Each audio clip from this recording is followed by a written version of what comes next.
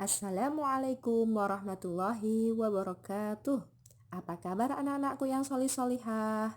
Berjumpa lagi dengan Ustazah Selfie.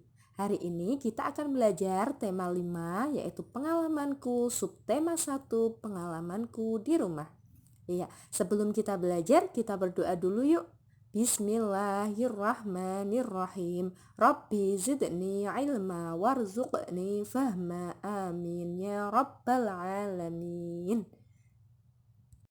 Nah, adapun tujuan pembelajaran kita hari ini yang pertama adalah peserta didik dapat mengukur panjang atau tinggi suatu benda dengan tepat. Yang kedua, peserta didik dapat menentukan alat ukur yang tepat sesuai panjang atau tinggi suatu benda. Dan yang ketiga, peserta didik dapat menyebutkan contoh-contoh pengamalan dari sila-sila Pancasila di rumah dengan tepat. Liburan semester 1 telah usai. Hari ini Zainal sudah mulai masuk sekolah. Dia mendapatkan tugas mengukur panjang benda-benda yang ada di rumah. Zainal akan menggunakan alat ukur berupa penggaris atau mistar dan juga meteran untuk mengukur panjang atau tinggi suatu benda. Meteran juga bisa untuk mengukur jarak antara dua benda. Adapun satuan ukuran pada penggaris adalah sentimeter atau biasa disingkat cm. Berikut adalah tipe-tipe penggaris yang kalian punya. Ada yang dimulai dari 0, ada juga yang dimulai dari angka 1. Silahkan kalian amati penggaris yang kalian punya. Jika penggaris kalian diawali dengan angka 0, berarti cara penggunaannya adalah letakkan benda tepat di garis 0. Angka 0 pada penggaris harus lurus dengan pangkal benda. Setelah itu ukurlah panjangnya. Misalnya panjang dari gambar di atas yaitu 9 cm. Sedangkan jika penggaris kalian diawali dengan angka 1, maka letakkan pangkal benda pada pangkal penggaris. Setelah itu ukurlah panjangnya. Misalnya panjang dari benda di atas adalah 18 cm. Sedangkan yang kedua, panjang benda yang kedua yaitu 15,3 cm karena setiap ruas garisnya pada penggaris tersebut memiliki panjang 0,1 cm. Selanjutnya adalah meteran. Cara menggunakannya sama seperti ketika kita mengukur menggunakan penggaris, yaitu kita letakkan pangkal benda pada pangkal meteran.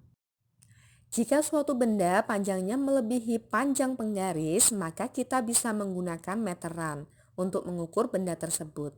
Hal itu agar kita tidak kesulitan dengan mengulang-ulang dan menandai benda ketika kita mengukurnya menggunakan penggaris.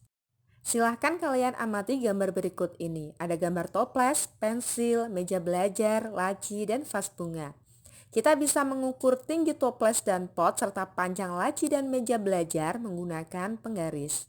Selanjutnya, silahkan kalian amati gambar berikut. Di situ ada gambar pintu, ada gambar almari dan juga rak buku. Nah, kita bisa mengukur benda-benda di atas menggunakan meteran agar kita bisa lebih mudah dalam mengukurnya. Meter atau biasa disingkat M dan sentimeter biasa disingkat cm adalah satuan dari ukuran panjang. Setiap 100 cm sama dengan 1 meter atau 1 meter sama dengan 100 cm. Yuk kita kerjakan latihan soal berikut. Nomor 1, 3 meter sama dengan berapa sentimeter? Karena 1 meternya 100 cm, maka 3 meter sama dengan 300 cm. Nomor 2, 900 cm sama dengan berapa meter? Nah, karena 100 cm, setiap 100 cm itu 1 meter, maka 900 cm adalah 9 meter. Yang ketiga, berapa titik-titik meter sama dengan 300 cm?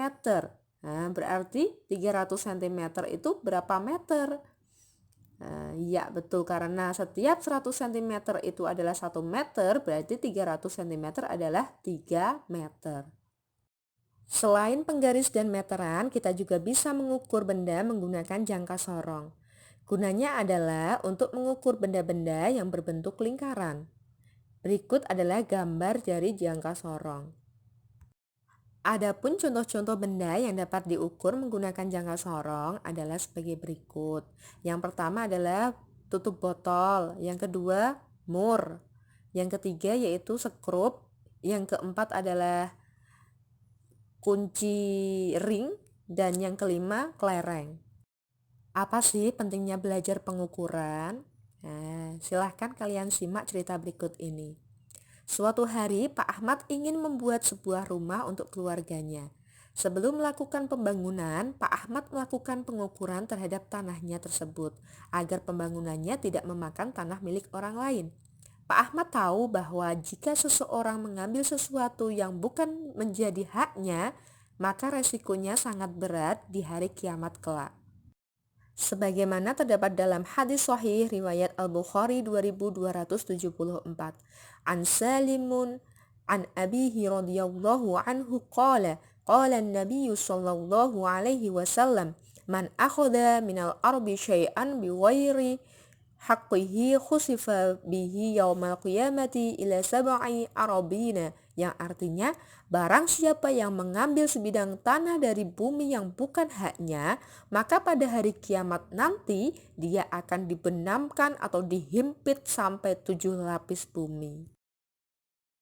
Sebelum belajar, Zainal melaksanakan sholat isya berjamaah di masjid.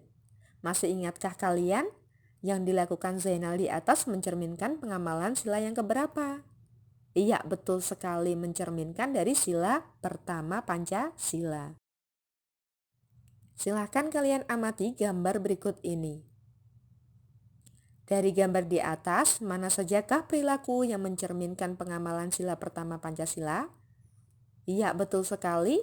Gambar nomor 1, nomor 3, nomor 4, dan nomor 6. Selanjutnya, silahkan kalian amati gambar berikut ini. Kira-kira dari gambar di atas, mana sajakah perilaku yang mencerminkan pengamalan sila kedua Pancasila? Iya, betul sekali. Nomor 1, nomor 3, nomor 5, dan nomor 6. Lagi, silahkan kalian amati gambar berikut ini. Dari gambar di atas, mana sajakah perilaku yang mencerminkan pengamalan sila ketiga Pancasila? Iya, betul sekali. Nomor 2, gambar nomor 3, nomor 4, nomor 5, nomor 6. Demikian materi dari Ustazah, semoga bermanfaat.